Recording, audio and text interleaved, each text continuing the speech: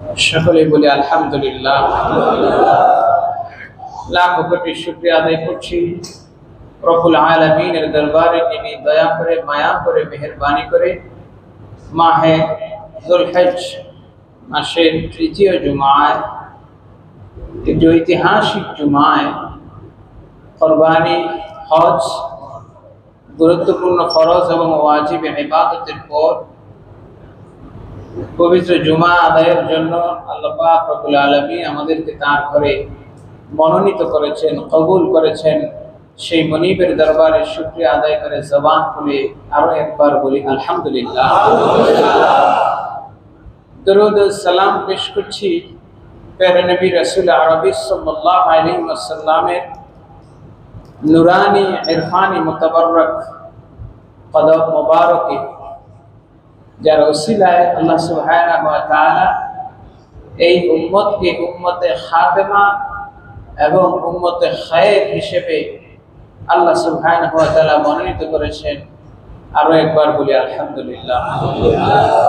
হাজিরিন, আজকের আলোচ্য বিষয় কুরবানির শিক্ষা এবং হযরত ওসমান রাদিয়াল্লাহু তাআলা শাহাদাত ও এর থেকে আমাদের শিক্ষা। আজকের দিনটি একটি ঐতিহাসিক দিন। আজকের এই দিনে হযরত ওসমান রাদিয়াল্লাহু তাআলা আনহু জিলহজের তৃতীয় জুমায় 18ই জিলহজ, তখন আজকের এই দিনে ওসমান রাদিয়াল্লাহু তাআলা আনহু শাহাদাত বরণ করেছেন। ইন্না লিল্লাহি ওয়া ইন্না ইলাইহি রাজিউন। এবং তার শাহাদাতের ঘটনা বা তার শাহাদাতের ভবিষ্যৎবাণী তার শাহাদাতের 32 বছর পূর্বে আল্লাহ রাসূল করেছেন বলে সুবহানাল্লাহ। নবী সাল্লাল্লাহু আলাইহি ওয়াসাল্লাম তার শাহাদাতের ব্যাপারে বলেছেন, আউয়ালু ফিতনাতিন ফি উম্মতি শাহাদাতু উসমান ওয়া আখিরু ফিতনাতু উম্মতি আখিরুদ দাজ্জাল আল মাসিহুদ দাজ্জাল। নবীজি বলেছেন, এই উম্মতের সর্বপ্রথম ফিতনা শুরু হবে ওসমান রাদিয়াল্লাহু তাআলা আনহুর শাহাদাতের মাধ্যমে, এবং সর্বশেষ ফিতনা হলো এই উম্মতের জন্য দাজ্জালের ফিতনা। আল্লাহ পাক দাজ্জালের ফিতনা থেকে আমাদের সবাইকে হেফাজত করুন, সকলে বলে আমিন। যদিও ইতিমধ্যে দাজ্জালের ফিতনা, দাজ্জালের কার্যক্রম শুরু হয়ে গেছে। দাজ্জাল যে আল্লাহ পাক কিয়ামতের আগে বানিয়ে পাঠাবেন এমনটি নয়। পৃথিবীর সূচনা লগ্ন থেকে পৃথিবী যেদিন তৈরি হইতে থেকে দাজ্জালকে আল্লাহ পাক তৈরি করে রাখছেন।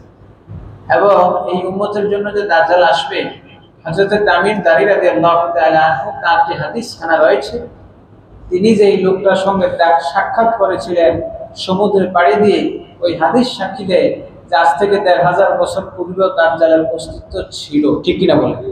সুতরাং দাজ্জাল নিয়ে একেবারে নিশ্চিন্ত হওয়ার কিছু নাই যে দাজ্জাল যখন আসবে আসুক, বরং দাজ্জাল অলরেডি এসে গেছে এবং আমার আপনার ঈমান নিয়ে সে চিনিমিনি খেলছে। কিভাবে? ছোট্ট একটি উদাহরণ দেই। গতকালকে একটা সংবাদ আসছে, এই বিষয়ের কারণে আজকে হযরত ওসমান রাদিয়াল্লাহু তাআলা আনহু শাহাদাত বিষয়টা তুলে ধরা।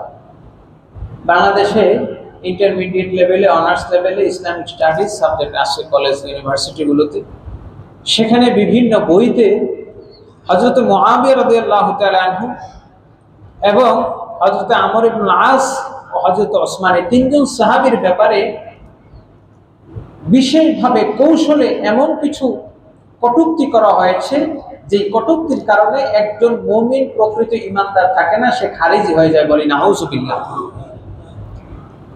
একটু খোলামেলা ভাবে যদি বলি যে সাহাবায়ে কেরাম এমন ব্যক্তিত্ব যাদের প্রশংসা আমি আপনি করছি না, বরং যাদের প্রশংসা করেছেন স্বয়ং আল্লাহ রাব্বুল আলামিন। বলেন সূরা ফাতহের মধ্যে, মুহাম্মাদুর রাসূলুল্লাহ ওয়াল্লাযীনা মাআহু আশিদ্দাউ আলাল কুফফার রুহামাউ বাইনাহুম তারাহুম রুকআন সুজ্জাদান ইয়াবতাগুনা ফাদলান মিনাল্লাহি ওয়া রিদওয়ানা সীমাহুম ফি ওজুহিহিম من أثر السجود ذلك مثلهم في التوراة ومثلهم في الإنجيل জোরে বলি সুবহানাল্লাহ।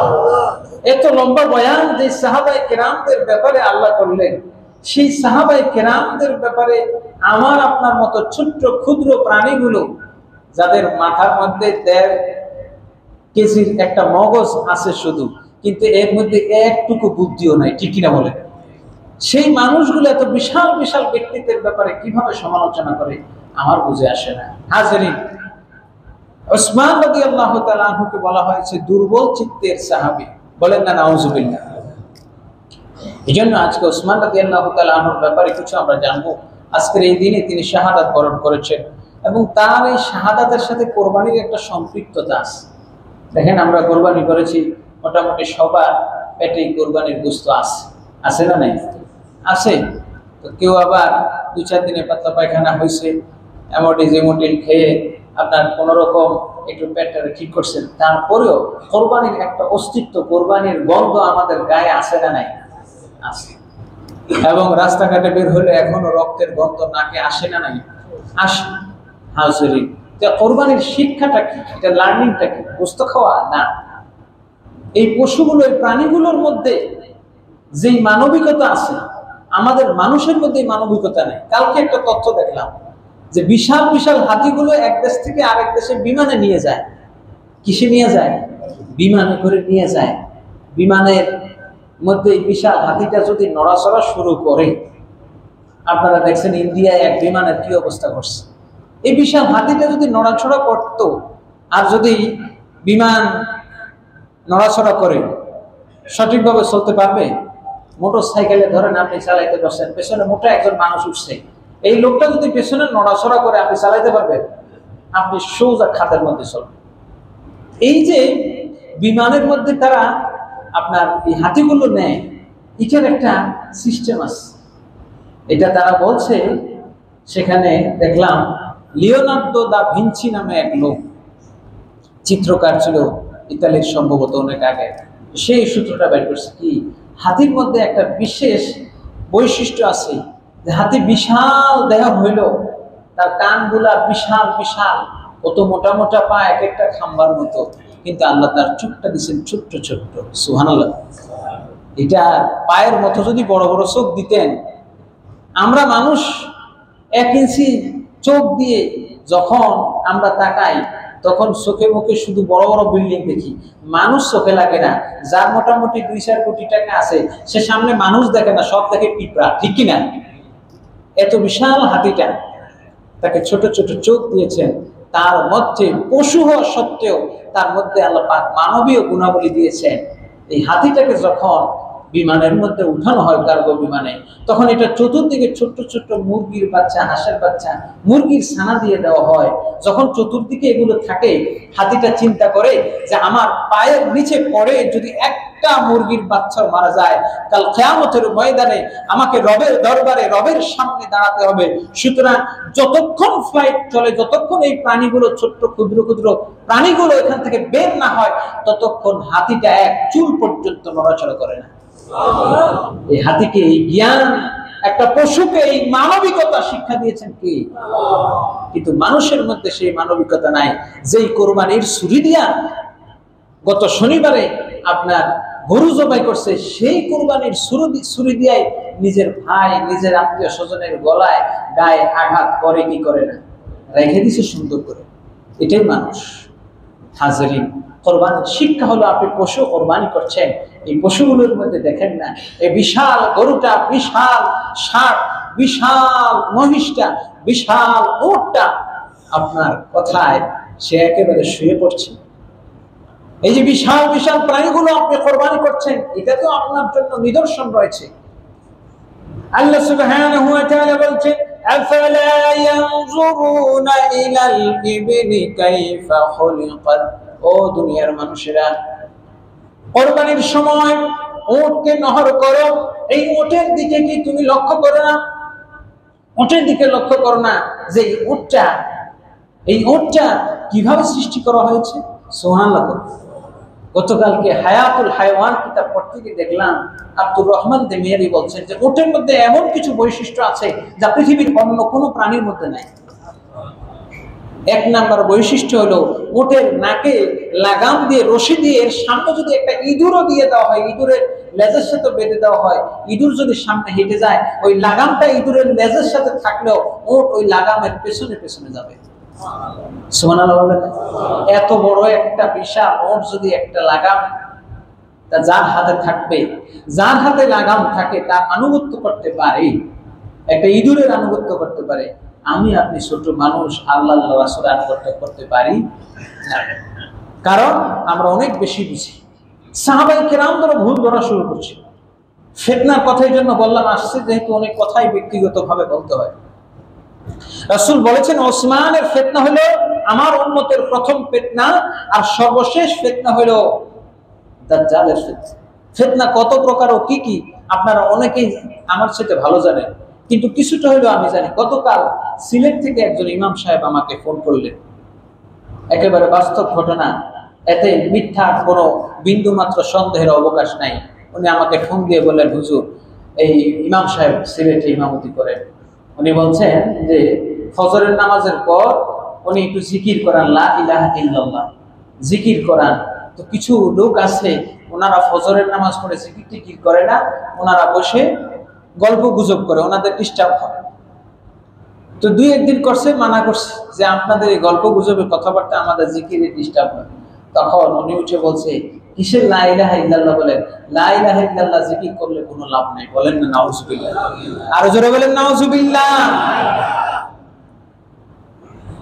একজন মুসল্লি যদি এই কথা বলেন যে লা ইলাহা ইল্লাল্লাহ বলে, ফজর নামাজ পড়ছে, কিন্তু ফজর নামাজ পড়ে গিয়ে উনি বারান্দা দাঁড়িয়ে বলতেছে যে লা ইলাহা ইল্লাল্লাহ জিকির করলে কোনো লাভ নাই। আচ্ছা বলেন তো এই লোকের নামাজ কই গেল? আর টুপি দাড়ি নামাজ ঈমান আমল থাকে? আপনি নিজেই বলেন, বিবেককে প্রশ্ন করেন। তা আমাদের সমাজে এরকম আছে। রাসূলের জামানায় মুনাফিকদের তালিকা ছিল, কেউ যদি কাফের হয়ে যেত, কেউ যদি কাফের মুরতাদ হয়ে যেত তো সে কাফের মুরতাদদের দলে গিয়ে থাকতো। কিন্তু এই জামানায় আমাদের সমাজে যারা কাফের হয়ে যায়, যারা মুরতাদ হয়ে যায়, তাদের নাম রহিমউদ্দিন, কলিমউদ্দিন, সলিমউদ্দিন ঠিকই থাকে, আমাদের সাথে মসজিদেও আসে, কিন্তু আসলে তারা প্রকৃতপক্ষে ঈমানদার নয়। কারণ ঈমানদারদের পরিচয় আল্লাহ পাক সূরা আনফালের ৭৪ নম্বর আয়াতে বলছেন। যে ঈমানদারদের পরিচয় আল্লাহ পাক এই আয়াতে তুলে ধরেছেন, সেই ঈমানদারদের অন্যতম একজন হলেন হযরত ওসমান যিন্নুরাইন। বলেন না সুবহানাল্লাহ। আল্লাহ রাব্বুল আলামিন দেখেন ঈমানদারদের পরিচয় বলছেন, প্রকৃত ঈমানদার। এই সমাজের মধ্যে সব কিছুর মধ্যে ভেজাল আছে, ঘিয়ের মধ্যে ভেজাল আছে, আছে না নাই? সরিষার তেলের মধ্যে ভেজাল আছে, পোলাও চালের মধ্যে ভেজাল আছে। বাজার থেকে দামি এক নাম্বার যেটা ১৫০-২০০ টাকা বা আরো বেশি দামি ৪০০-৫০০ টাকা বাসমতি চাল নেবেন, এত গ্রাম নাই। কিন্তু ভ্যান গাড়ির মধ্যে যে বিক্রি, যে লোক চাউল বিক্রি করতেছে, ওর এই পারে বিক্রি করতেছে, ওই পারে হাইটে যাচ্ছেন, আপনার নাকে কি গ্রাম লাগে কি লাগে না? আরে ভ্যান গাড়িতে ৫০ টাকা করে পোলাও চাল বিক্রি করতেছে, সেটার এত গ্রাম। আর বাজার দোকান থেকে ৪০০, ৪৫০, ৫০০ টাকা আরো পাকিস্তানি, আরো ইরানিয়ান বাসমতি, এটা নিলে এত গ্রাম নাই। ভেজালের চোটে মানুষ আসলে ধারের কাছেও যায় না। যে জন্য ইমানের মধ্যে আসল নকল ভেজাল আছে না নাই? আল্লাহ এখানে বলছেন উলাইকা হুমুল মুমিনুনা হাক্কা। মুমিন শব্দের পর আবার হক শব্দ ব্যবহার করছেন, প্রকৃত মুমিন। কিছু নামধারী মুমিন আছে, আল্লাহ বলছেন ওয়াল্লাযীনা আমানু, প্রথমেই যারা ঈমান আনবে, ওয়া হাজারু এবং হিজরত করবে, ওয়া জাহাদু এবং জিহাদ করবে ফি সাবিলিল্লাহ, আল্লাহর রাস্তায়, ওয়াল্লাযীনা আওয়াউ ওয়া নাসারু, ওয়াল্লাযীনা আওয়াউ এবং যারা নিজেদেরকে আল্লাহর পথে লাগিয়ে দিবে, আল্লাহর পথে নিয়োজিত করবে, ওয়া নাসারু আল্লাহর পথে সাহায্য করবে। কি করবে? এই কাজগুলো আপনাকে করতে হবে। ঈমান আনতে হবে, হিজরত করতে হবে। হিজরত এখন তো আমরা মুসলমান দেশে আছি, মুসলমান শাসক আছে, আমাদের জন্য হিজরত নাই। কিন্তু ওয়াজাহাদু, জিহাদের অবকাশও আছে, হিজরতের অবকাশও আছে। যদি কোন দেশে আপনি থাকেন যে দেশে আপনার ঈমান আমল বাঁচানো কঠিন হয়, যেমন ধরেন এই দেশেই, আমি ঠিক কোন জেলার ঘটনা আমার মনে নাই, আপনারা মিডিয়ায় দেখে থাকতে পারেন, এই কুরবানি দিতে, গরু কুরবানি দিতে নিষেধ করছিল, আছে না? হাজিরিন, কোরবানিটাকে ফাঁকে দিয়ে কথা উঠে আসলো যে কোরবানির শিক্ষা। কোরবানিটাকে আমরা যেভাবে গরু খাওয়ার উৎসব বানিয়ে নিছি, অচিরেই এমন চলে হয়তো আসতে পারে এই গরু খাওয়ার উৎসব চলে যাবে। কিভাবে? ছোট্ট একটা উদাহরণ, এই বছর পৃথিবীতে একটি মুসলিম কান্ট্রি আছে, যে মুসলিম কান্ট্রিতে আপনার এই বছরই সরকারিভাবে রাষ্ট্রীয়ভাবে কোরবানি করতে নিষেধ করা হয়েছে। চিৎকার করে বলুন নাউজুবিল্লাহ। আর যারা বলেন নাউজুবিল্লাহ। অনেকে জেনে থাকতে পারেন ওই দেশটার নাম হলো মরক্কো। কি নাম? মরক্কো। মরক্কো তারা কোরবানি রাষ্ট্রীয়ভাবে নিষেধ করছে, কারণ তাদের দেশে খরা লাগছে, পশু পাখি কমে গেছে। এই জন্য তারা বলছে যে আপনারা কোরবানি না করলে হবে, আপনারা কোরবানি করবেন না। পুলিশ পর্যন্ত নামায় দিচ্ছে। হাসিন তো একজন আগে এই দেশে শাহজালাল যখন আসছেন, আসার পরে এই দেশে তিনি গৌর গোবিন্দের বিরুদ্ধে যুদ্ধ করছেন কোরবানি নিয়ে, আকিকা নিয়ে, গরু জবাই নিয়ে। ঠিক কিনা বলেন? মুসলমান গরু জবাই নিয়ে, ছাগল জবাই নিয়ে, আকিকা নিয়ে যুদ্ধ করছে বেদিনের সাথে। আর সেই মুসলমান হয়ে, মুসলমান রাষ্ট্রপ্রধান হয়ে, মুসলমানদের আমির হয়ে, মুসলমানদের প্রধানমন্ত্রী হয়ে, মুসলমানদের সুলতান হয়ে, মুসলমানদের খলিফা বলতেছে কোরবানি করে না। বলেন না নাউজুবিল্লাহ। সুতরাং ফিতনা আছে নাকি নাই? কথা বলেন আছে নাকি নাই? আচ্ছা, এই জন্য আল্লাহ রাব্বুল আলামিন বলছেন ওয়াল্লাযীনা আমানু ওয়া হাজারু, ঈমান আনার পর যারা হিজরত করেছে, এই পৃথিবীর মধ্যে, এই উম্মতের মধ্যে সর্বপ্রথম যিনি সপরিবারে হিজরত করেছেন তিনি হলেন আল্লাহর নবীর প্রিয় সাহাবী, ইসলামের তৃতীয় খলিফা হযরত ওসমান। সুবহানাল্লাহ। এই উম্মতের মধ্যে নবী লূত আলাইহিস সালাতু ওয়াস সালামের পর সর্বপ্রথম যিনি সপরিবারে হিজরত করেছেন তিনি হলেন হযরত ওসমান যিন্নুরাইন রাদিয়াল্লাহু তাআলা আনহু। সুবহানাল্লাহ বলেন। এই ওসমান রাদিয়াল্লাহু তাআলা আনহু, তার ব্যাপারে নবীজি সাল্লাল্লাহু আলাইহি ওয়াসাল্লাম তিনি যে কত প্রিয় সাহাবী ছিলেন, ওসমান রাদিয়াল্লাহু তাআলা আনহু, তার বর্ণনা শেষ করে আধা ঘন্টায় শেষ করা যাবে না, বহু আলোচনা। দু চারটি কথা বলে শেষ করব। হযরত ওসমান রাদিয়াল্লাহু তাআলা আনহু, তার এমন 10টি বৈশিষ্ট্য ছিল যা অন্য কোন সাহাবীর ছিল না। সুবহানাল্লাহ। তার মধ্যে অন্যতম একটা বৈশিষ্ট্য ছিল যে এই পৃথিবীর মধ্যে কোন নবীর 2 জন কন্যা একই ব্যক্তি বিয়ে করেছেন এমন কোন ব্যক্তি পৃথিবীর বুকে নাই, একমাত্র ওসমান যিনি আমার নবীর 2 কন্যাকে বিয়ে করেছেন। সুবহানাল্লাহ। এই উম্মতের মধ্যে, সেটা তো গোটা পৃথিবীর মধ্যে, এই উম্মতের মধ্যে যত খলিফা, রাষ্ট্রপ্রধান, মানে খলিফা গিয়েছেন, প্রেসিডেন্ট না, প্রধানমন্ত্রী না, খলিফা, যত খলিফা গিয়েছেন উমাইয়া এবং আব্বাসীয় খলিফা, এই সব খলিফার মধ্যে ইমাম জালালউদ্দিন সুয়ুতি তারিখুল খুলাফার মধ্যে উল্লেখ করেছেন 2 জন খলিফা ছিলেন হাফেজ কোরআন। তার মধ্যে একজন হলেন হযরত ওসমান, আরেকজন হলেন খলিফা হারুনুর রশিদের ছেলে আব্বাসী খলিফা মামুনুর রশিদ। এই 2 জন খলিফা। সুবহানাল্লাহ। হাফেজ কোরআন। এবং ওসমান রাদিয়াল্লাহু তাআলা আনহু নিজে রাসূলের হায়াতের অবস্থায় তিনি কোরআনের হিফজ সম্পন্ন করেছেন। সুবহানাল্লাহ। এত বড় সাহাবী ছিলেন, অথচ সেই সাহাবীকে মুসলমানরা শহীদ করছে। এবং সেই সাহাবীকে আমাদের মতো ক্ষুদ্র জ্ঞানী কুকুমন্ডু কিছু লোকেরা তাদের বই পুস্তকের মধ্যে অনার্স লেভেলে, ইন্টারমিডিয়েট লেভেলের বইগুলোর মধ্যে লিখেছে তিনি পার্সিয়ালিটি করেছেন, পরিবারতন্ত্র করেছেন, আত্মীয় স্বজনদের ক্ষমতা দিয়েছেন, আত্মীয় স্বজনদের প্রতি তিনি স্বজনপ্রিয়তা করেছেন, ইনসাফ করেন নাই। বলেন না নাউজুবিল্লাহ। সাহাবায়ে কেরামদের ব্যাপারে আল্লাহ রাব্বুল আলামিন বলেছেন মুহাম্মাদুর রাসূলুল্লাহ সাল্লাল্লাহু আলাইহি ওয়াসাল্লাম ওয়াল্লাযীনা মাআহু, তার সাথে যারা আছে, আশিদ্দাউ আলাল কুফফার, কাফেরদের প্রতি কঠোর, রুহামাউ বাইনাহুম, আর মুসলমানদের জন্য পরস্পর তারা অতি দয়ালু, কোমল হৃদয়ের। আর আমরা হলাম এর একেবারে সম্পূর্ণ 360 ডিগ্রি বিপরীত, একেবারে পুরো বিপরীত। আমাদের মুসলিম রাষ্ট্রগুলোর যত রাষ্ট্রগুলো দেখবেন, তাদের বিজনেস বলেন, তাদের সম্পর্কগুলো দেখবেন, সব বিজাতি দেশের সাথে বেশি। ঠিক কিনা কর? মুসলিম রাষ্ট্রগুলো যত 57টা মুসলিম রাষ্ট্র আছে, বাকি 194টার মধ্যে বাকি যত খ্রিস্টান রাষ্ট্র আছে, মূলত উচিত ছিল 57টার মধ্যে 57টা এক থাকবে, বরং 57টা বাকি 57 গুলারে ভাগ করে নিস 194টার মধ্যে। অর্থাৎ বিজাতিদের সাথে সম্পর্ক ভালো, অথচ সাহাবায়ে কেরামদের কথা ছিল মুহাম্মদুর রাসূলুল্লাহ ওয়াল্লাযিনা মাআহু আশিদ্দাউ আলাল কুফফার, কাফেরদের ব্যাপারে বড় কঠোর। সুবহানাল্লাহ। রুহামাউ বাইনাহুম, তাদের নিজেদের মধ্যে তারা বড়ই বিনয়ী। কেমন বিনয়ী? হযরত ওসমানের শানে আল্লাহ রাব্বুল আলামিন কোরআনে কারীমের সূরা নাজমের একটা আয়াত, দুইটা আয়াত নাযিল করেছেন। কয়টা? দুইটা। সূরা নাজমের আল্লাহ সুবহানাহু ওয়া তাআলা বলছেন, আফারাআইতাল্লাযী তাওয়াল্লা ওয়া আ'তা ক্বালিলান ওয়া আকদা। আফারাআইতা, নবী হে আমার, আপনি কি তাকে দেখেছেন? আল্লাযী তাওয়াল্লা ওয়া আ'তা, যে ব্যক্তি ধাবিত হয়েছে, দান করেছে, ক্বালিলা, ক্ষুদ্র কিছু, আকদা, আর ক্ষুদ্র কিছু দিয়ে সে অনেক কিছু নিয়ে নিয়েছে। বলেন সুবহানাল্লাহ। অল্প কিছু দিয়ে বেশি নেওয়া, এটা ঈমানদারদের স্বভাব, তাদের স্বভাব। আর আমাদের স্বভাব হলো বেশি দিয়ে কম নেওয়া।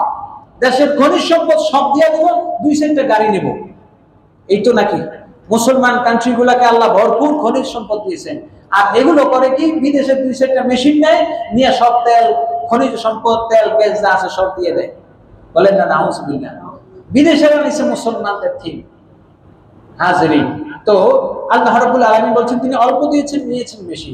ঘটনাটা হলো হযরত ইবনে আব্বাস রাদিয়াল্লাহু তাআলা আনহু তিনি বর্ণনা করছেন, এই হাদিসের শান, এই আয়াতের শান নজুল হলো হযরত ওসমান রাদিয়াল্লাহু তাআলা আনহু তিনি এত দানশীল ছিলেন, তিনি প্রতি শুক্রবার একটা করে গোলাম আযাদ করতেন। সুবহানাল্লাহ। যদি কোনো শুক্রবার গোলাম আযাদ করতে না পারতেন, তো পরের শুক্রবার সেটা কাজা করে নিতেন, অর্থাৎ 2জন গোলাম আযাদ করে দিতেন। সুবহানাল্লাহ বলেন।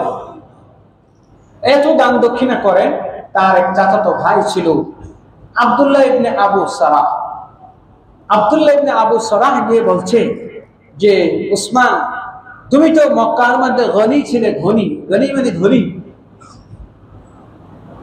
বড় সম্পদশালী, বিত্তশালী ছিলে, তুমি যেভাবে দিতেছো, দান করতে করতে তুমি ফতুর হয়ে যাবা, তুমি এত দান করো কেন? আছে না কিছু লোক সমাজে, আপনি যখন ভালো কাজও করতে যাবেন, তাতেও কিছু লোক আপনার সমালোচনা করবে, বাধা করবে। বেশি যদি নামাজ পড়বেন, বলবে এই বড় মুসল্লি হয়ে গেছে। বেশি যদি দান দক্ষিণা করতে যান, বলবে ওই দেখাইতে চায়, হাজী মোহাম্মদ মহসিন হইতে চায়। আছে না? তো তাকে কি এভাবে টিকা টিপ্পনি করতেছে তার চাচাতো ভাই। বংশের লোকেরাই দেখবেন এগুলো বেশি করে। আপনি যখন সামাজিক কার্যক্রম, মানুষের দান দক্ষিণা করবেন, বাহিরের লোক একটু 2-4 জন গুণগান গাইলো, আপনার ঘরের বংশের স্বাস্থ্য ভাই যেটা তবে এরাই বেশি সমালোচনা করবে। দেখছি না, জীবনভর মানুষেরটা খাইছে, এখন আবার মানুষের দিকে গেছে কোরবানির গোশত। হাজিরিন, তো ওসমান রাদিয়াল্লাহু তাআলা আনহুকে যখন 2-4 কথা শোনালো, তখন ওসমান জবাব দিলেন যে, আমি যেই দান দক্ষিণা করি, আমার গুনাহের তুলনায় আমার দান খুব কম। আমার ইচ্ছে হলো যে আমি এই দানগুলো করতেছি, অর্থাৎ সম্পদের বোঝা আরেকজনের ঘাড়ে চাপাইয়া দিতেছি, যাতে কিয়ামতের ময়দানে তিনি আমার গুনাহের বোঝাটাও বহন করেন। সুবহানাল্লাহ। উদ্দেশ্যটা কি? আমার সম্পদের বোঝা আরেকজনের কাঁধে দিয়ে দিচ্ছি, কারণটা হলো যাতে কিয়ামতের ময়দানে, পরকালে, হাসরে তিনি আমার গুনাহের বোঝাটা বহন করেন। সুবহানাল্লাহ বলবেন। উদ্দেশ্য কি দেখছেন?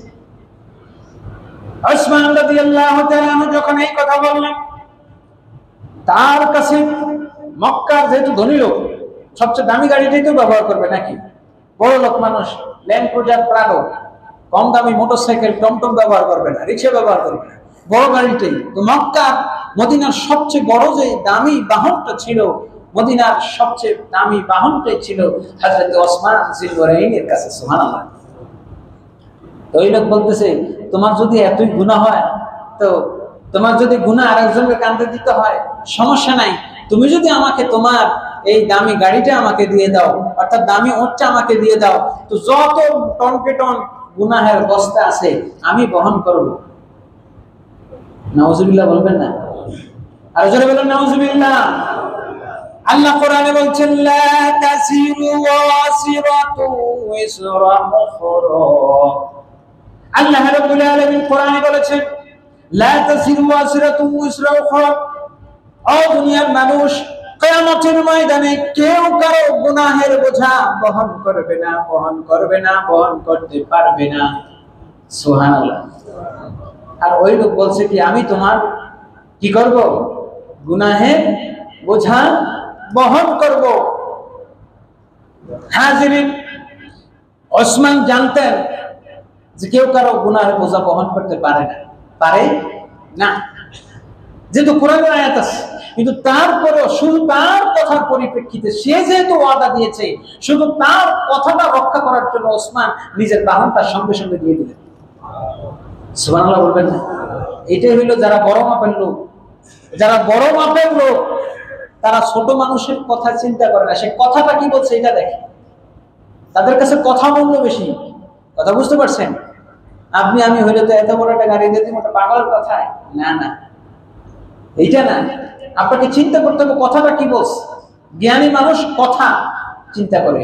এই জন্য একটা কথা আছে আরবিতে, উনজুর মা কিলা ওয়ালা তানজুর মান ক্বালা। কে বললো, তার চেহারাটা ভালো না, তার কণ্ঠ ভালো না, এটা দেখার দরকার না, বরং কি বললো এটা শোনো। সুবহানাল্লাহ।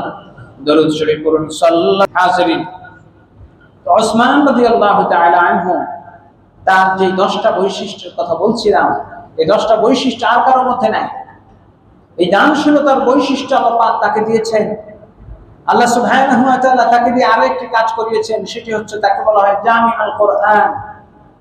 জামিউল কোরআন মানে কোরআনকে তিনি সর্বপ্রথম একত্রিত করেছেন, বলেন সুবহানাল্লাহ। এর পূর্বে কোরআন বিক্ষিপ্ত অবস্থায় ছিল, বিভিন্ন জায়গায় ছিল, তিনি সর্বপ্রথম একত্রিত করেছেন। আরেকটা তার বৈশিষ্ট্য হলো কামিলুল হায়া ওয়াল ঈমান। তার মধ্যে প্রচুর পরিমাণে পর্যাপ্ত হায়া, লজ্জাশীলতা ছিল। সুবহানাল্লাহ। এই হায়া যদি কথা বলি, এই হায়া এমন একটা জিনিস, আমাদের সমাজে হায়া, শরম, লজ্জা শরম নাই। ওসমানের হায়া কেমন ছিল?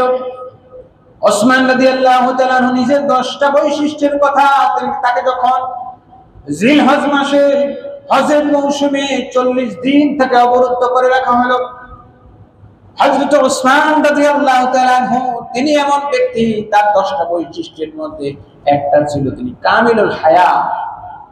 তিনি পরিপূর্ণ লজ্জাশীল ছিলেন। কেমন লজ্জাশীল? ওসমান রাদিয়াল্লাহু তাআলা নবীজির কাছে প্রবেশ করলেন আবু বকর। নবীজি আয়েশার কোলে মাথা দিয়ে শুয়ে আছেন, মাথা উঠান নাই। হযরতে ওমর প্রবেশ করলেন, তাও উঠান নাই। কিন্তু ওসমান যখন প্রবেশ করলেন, আল্লাহ রাসূল আয়েশাকে ভিতরে পাঠিয়ে দিলেন, চাদরটা টেনে সোজা হয়ে বসলেন। সুবহানাল্লাহ। আয়েশা বললেন, আবু বকর আসলেন, ওমর আসলেন, আপনি সেভাবেই ছিলেন, কিন্তু ওসমানের ক্ষেত্রে আপনি ব্যতিক্রম করলেন, কারণটা কি? আল্লাহ রাসূল বললেন, ইন্নাহু আহইয়াউল মালায়েকা। ওসমানকে ফেরেশতারা পর্যন্ত লজ্জা পায়, সুতরাং আমি কেন লজ্জা পাবো না? লজ্জার কি দাম আমরা তো বুঝি না। আমরা তো কাপড় চোপড় খুইলা দৌড় মারতে পারলে বুঝি। আজকে সকালে একটা ঘটনা পড়লাম, 90-এর দশকের ঘটনা। সিরিয়ায় একটা আপনার এই মহিলারা গোসল করে, এটা হাম্মামখানা, কোন মহিলারা গোসল করে, তো এই গোসলখানার ভিতরে আগুন লাগছে। শীতের দিন গরম পানি করতে গিয়ে আগুন লাগছে। ওইখানে আগুন লেগে যাওয়ার পর বুঝেন তো, গোসল করতে ঢুকছে, কিছু মহিলাদের কাপড় অর্ধেক আছে, অর্ধেক নাই। আগুন লাগছে যে অর্ধেক পরিমরি করে সব কাপড় টাপড় পালাই দৌড় দিচ্ছে। তো ওইখানে যারা তার রক্ষক ছিল, তার রক্ষককে জিজ্ঞেস করা হইল যে কারা মারা গেছে, এই আগুনে মারা গেছে কারা? তখন সে একটা জবাব দিছে, ঐতিহাসিক জবাব,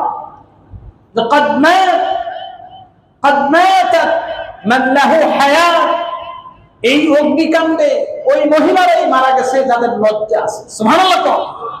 যে মহিলাদের হায়া ছিল, তার কাপড় ছাড়া বের হয় নাই, ওই জায়গায় আত্মহুতি দিয়েছে, তারপরে নিজের লজ্জাস্থান পরপুরুষকে দেখাইতে যায় নাই।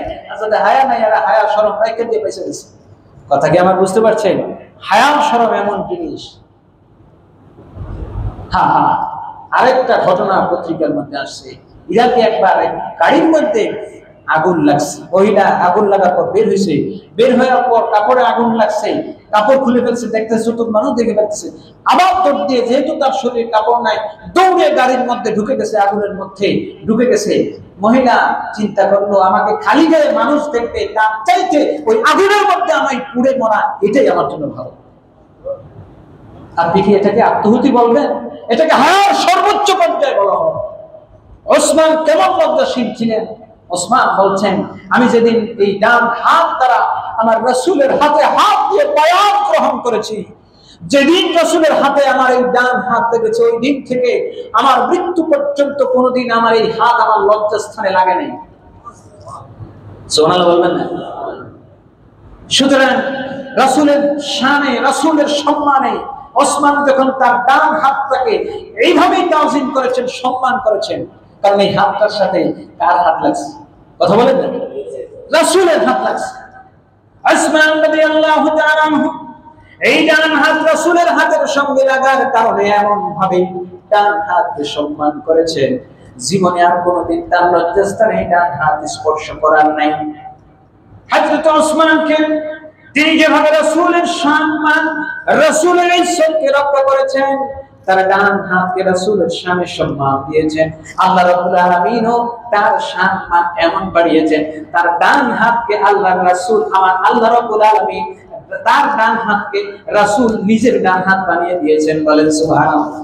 কিভাবে? হুদায়বিয়ার সন্ধির সময় আপনারা এই ঐতিহাসিক ঘটনা জানেন, রাসূল ওসমানকে পাঠাইছেন মক্কা শরীফে, যাও, কারণ তুমি সম্ভ্রান্ত ব্যক্তি। আবু বকরকে বলছেন যায় না, ডরে, যদি লাঠিসোঁটা নিয়ে আসে। ওমর বলছেন, ওমর যাও। ওমর বলতেছি, ইয়া রাসূলুল্লাহ, যেদিন মক্কা থেকে বাইর হইছি ওই দিন কিন্তু ওদেরকে হুমকি দিয়ে বাইর হইছি, সুতরাং এখন যদি তারা আমাকে পায়, কিছু না পারলেও একটা পশমও ছিঁড়তে চেষ্টা করবে। তিনি সাহস করলেন না। ওসমান বললেন, ইয়া রাসূলুল্লাহ, আমি যেতে রাজি, আপনি যদি বলেন। সুবহানাল্লাহ।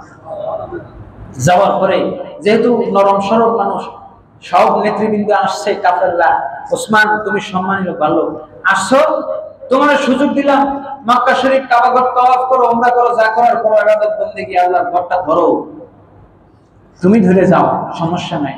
ওসমান বলতেছে, না না, যতক্ষণ এই খানায়ে কাবা রাসূল স্পর্শ না করবেন, রাসূলের সাথে এসেছি, কিয়ামত পর্যন্ত আমি অপেক্ষা করব, তারপরেও কাবা ঘর স্পর্শ করব না যতক্ষণ না রাসূল স্পর্শ করবে। সুবহানাল্লাহ।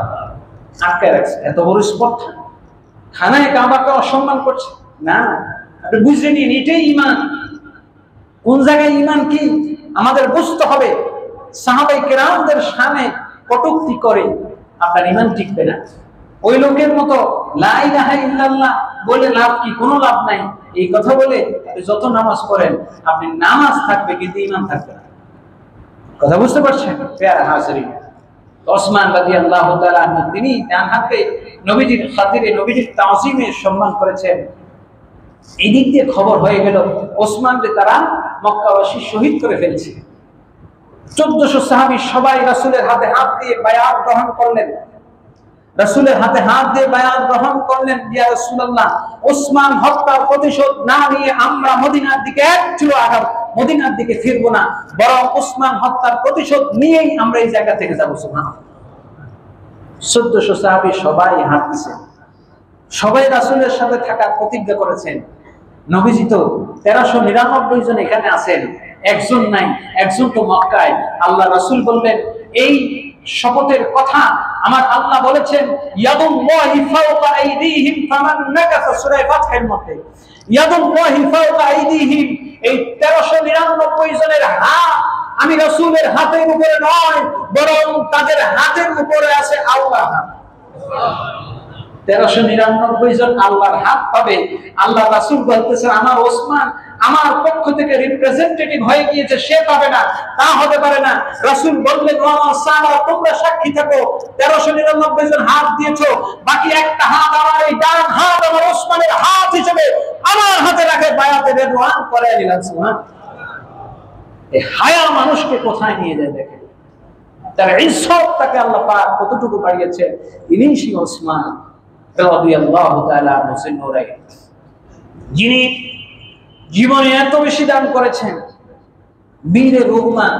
এই জগতে পৃথিবীর বড় কঠিন এবং করু, দেখেন 40 দিন তাকে আটক রাখা হলো মদিনার সবচেয়ে বড় ডিপ টিউবওয়েল আর কি ধরেন, সুপেয় পানি, ওয়াসার পানি না, বুড়িগঙ্গা থেকে কোন রকম দিয়ে দিল সাপ্লাই করে, না। মদিনায় পানির অভাব ছিল। আল্লাহ রাসূল সাল্লাল্লাহু আলাইহি ওয়াসাল্লাম বলছেন, কে আছো আমার সাহাবাই কেরামের পানির সংকট দূর করবে? আমি নবী তাকে হাউজে কাউসার দান করব। সুবহানাল্লাহ। দান করবো মানে অংশীদার বানাবো, উত্তরাধিকার বানাবো। ওসমান বললেন, ইয়া রাসূলুল্লাহ, আমি রাজি। অর্ধেক কিনে ওয়াকফ করে দিলাম, আবার পরে আরো অর্ধেক কিনে পুরোটা ওয়াকফ করে দিলেন। সেই প্রত্যেকটা মদিনার প্রত্যেকটা ঘরে ঘরে লাইন করে দিয়ে সেই পানি যায়। তো ওসমানের ঘরে সেই বীরের রুমার পানি নালাটা, পাইপটা কেটে বন্ধ করে দেওয়া হলো। তার হাজিরিন, পৃথিবী সাক্ষী। শেষ করে দিচ্ছে, ওসমান রাদিয়াল্লাহু তাআলা আজকের দিনে তিনি শহীদ হয়েছেন। এবং তার শাহাদাতের সাথে কোরবানির সম্পর্কটা কি? তার হাজিরিন, কোরবানি শুধুমাত্র পশু কোরবানি নয়। আপনি যখন নিজের পাশবিকতাকে কোরবানি দিতে পারবেন, তখনই হবে আপনার কোরবানি। আপনি নিজের আত্মত্যাগ, আত্মাকে যখন কোরবানি দিতে পারবেন, সেটাই হবে কোরবানি। আপনি যখন রাসূলের মহব্বতে, রাসূলের সামনে নিজের জীবনকে উৎসর্গ করবেন, সেটাই হলো কোরবানি। তো ওসমান কিভাবে করেছেন? ওসমান রাদিয়াল্লাহু তাআলা খেলাফতে 12টি বছর ছিলেন। আল্লাহ রাসূল তাকে আগেই বলেছেন, ওসমান, আল্লাহ যদি কখনো তোমাকে খেলাফতের আল-খেল্লা পরায়, খেলাফতের পোশাক পরিধান করায়, তো যতক্ষণ কেউ তোমার গায়ে থেকে এটা জোর করে না করবে, তুমি নিজ থেকে এই পোশাক পরবে না। সুবহানাল্লাহ। ওসমান রাদিয়াল্লাহু তাআলা কে আটক করা হলো। 40 দিন পর্যন্ত চতুর্দিক থেকে তাকে আটক করে রাখা হলো। ওসমান বলতেছেন, আমার জীবন যাবে, তার উপরেও আমি আমার খেলাফতের দায়িত্ব ছাড়ব না। ক্ষমতার লোভ, না না, ক্ষমতার লোভে তো উনি যাই নেই। কারণ তার যে নির্বাচন প্রক্রিয়াটা ছিল, সেখানে 6 জন ছিলেন। 6 জন ক্যান্ডিডেট ছিলেন না, 6 জন নিয়োগদাতা ছিলেন। ক্যাবিনেট মন্ত্রীর মতো ছিল। এই 6 জন থেকে যে কোনো একজন হবে। 6 জনের মধ্যে থেকে 4 জনই ওসমানকে ভোট দিয়ে ওসমানকে প্রেসিডেন্ট বা খলিফা বানিয়েছেন।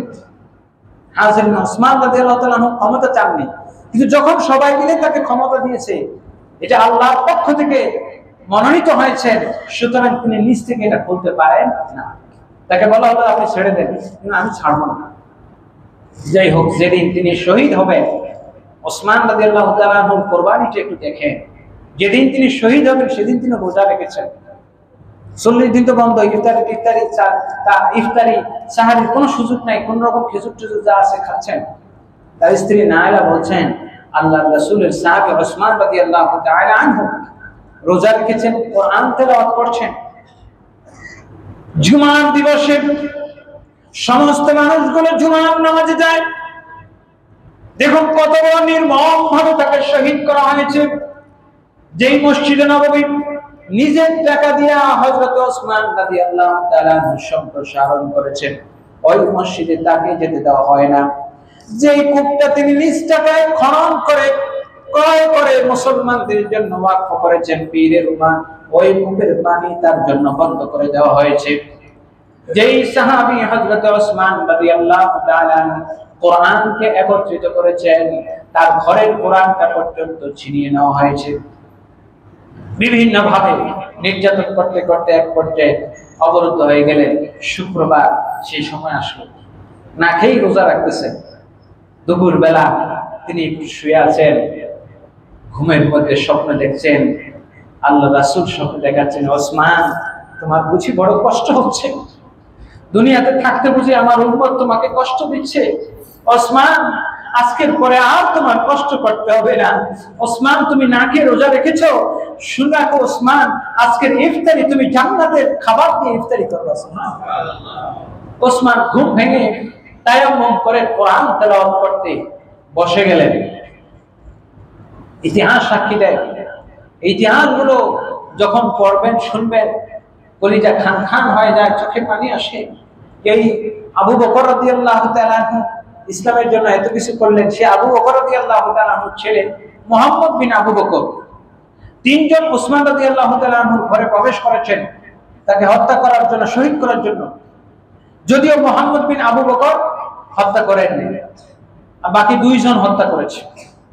বিষয়টা হলো, সবাই জুমার নামাজে গেছে, বুঝেন, জুমার নামাজে গিয়েছে, এই ফাঁকে তারা চিন্তা করলো জুমার নামাজের পর সবাই যদি এসে যায় তাহলে ওসমানকে উদ্ধার করে নিয়ে যাবে, বের করে নিয়ে যাবে, আন্দোলন শুরু হয়ে যাবে। সুতরাং এখনই সময়, ওসমানকে হত্যা করো। তিনজন ঢুকে পড়লো ভিতরে। ঘরের মধ্যে ওনার স্ত্রী নায়েলা ছিল, আর কেউ ছিল না। ওসমান রাদিয়াল্লাহু তাআলা কোরআন তেলাওয়াত করছেন, নিজের লেখা কোরআন তেলাওয়াত, কোরআন শরীফ পড়তেছেন, নিজের লেখা। তো ওসমান রাদিয়াল্লাহু তাআলা সেই জায়গায় কোরআন তেলাওয়াত অবস্থায় তাকে ঢুকে ওই জায়গার মধ্যে কোরআন তেলাওয়াত অবস্থায় মসজিদে নববীর পাশে হযরত ওসমান রাদিয়াল্লাহু তাআলা আনহুকে শুক্রবার জিলহজের 18 তারিখ, জিলহজের তৃতীয় জুমার দিন জুমার নামাজের সময় তাকে জবাই করে শহীদ করা হয়। বলেন ইন্না লিল্লাহি ওয়া ইন্না ইলাইহি রাজিউন। যেই দুইজন ওনাকে শহীদ করছে এই দুইজনও মুসলমান ছিল। হাজিরিন, বলার উদ্দেশ্য হলো যে এই জিনিসগুলো সেই ফিতনা সেখান থেকে শুরু হয়েছে। ওসমান রাদিয়াল্লাহু তাআলা শহীদ হয়েছেন, নিঃসন্দেহে তিনি জান্নাতি, ঠিক কি না? এতে কোনো সন্দেহ আছে? নবীজি নিজে বলছেন ওমর, ওসমান, আবু বকর কুল্লুহুম ফিল জান্নাহ, এতে কোনো সন্দেহ নাই। ওসমান রাদিয়াল্লাহু তাআলা যদি জান্নাতি হয় তাহলে তাকে যারা হত্যা করেছে তারা কি? কথা বলেন। নিঃসন্দেহে তারা কি? জাহান্নামী, এতে কোনো সন্দেহ নাই। কিন্তু তারা কি? ঈমানদার। তারা কি? ঈমানদার। কিন্তু আল্লাহ পাক তাদের ব্যাপারে বলেন নাই। আল্লাহ পাক ওসমানের ব্যাপারে বলেছেন উলাইকা হুমুল মুমিনুন হাক্কা। ওসমান হলো প্রকৃত ঈমানদার, আর ওই দুইজন হলো নকল ঈমানদার, ঠিক কিনা বলেন? হাজিরিন, এইজন্য সাবধান। সাহাবায়ে কেরামদের ব্যাপারে কথা বলতে হলে যে বিষয়টির অবতারণা আজকে কথা বললাম, সাহাবায়ে কেরামদের শানে আমরা অনেক সময় কথা বলি, এমন কথা হয়ে যায় যে রাসূলের শানে বেয়াদবিটা যেমন জঘন্য, রাসূলের শানে বেয়াদবি করলে কুফরি হবে, ঈমান বরবাদ হয়ে যাবে। কিন্তু সাহাবায়ে কেরামদের সাথে আপনি যদি বেয়াদবি করেন আপনার জাহান্নামের ঠিকানা নিশ্চিত হওয়ার সম্ভাবনা। সুতরাং যারা হযরত ওসমান, হযরত আলী, হযরত মুআবিয়া রাদিয়াল্লাহু তাআলা আনহুম আজমাইনের ব্যাপারে বই পুস্তকে কটূক্তি করেছে, অনার্স মাস্টার্সের এই বইগুলোতে, আমরা অবিলম্বে এটা নিন্দা জানাই। তাদেরকে দাবি সংশোধনের আমরা দাবি জানাই, তারা তাওবা করুক, তারা ঠিক হয়ে যাক, এবং আমরাও এ বিষয়ে সাবধান হয়ে যাই। আসহাবি কান নুজুম বিআইয়ুহুম ইহতাদাইতুম ইহতাদাইতুম। আমার সাহাবাগণ আকাশের নক্ষত্র তুল্য, তাদের যে কোনো একজনকে তোমরা অনুসরণ করবে, হেদায়েত পাবে। আজকে ওসমান রাদিয়াল্লাহু তাআলা আনহু শাহাদাতের এই দিনে আমরা তার মাগফিরাত, আমরা তার জান্নাতের সুউচ্চ মাকামের জন্য দোয়া করব। আল্লাহ যেন তার উসিলায়, তার শাহাদাতের উসিলায় এই উম্মতকে ফিতনা থেকে বাঁচিয়ে রাখেন। সকলে বলি আমিন। ওয়া আখিরু দাওয়ানা আলহামদুলিল্লাহি রাব্বিল আলামিন।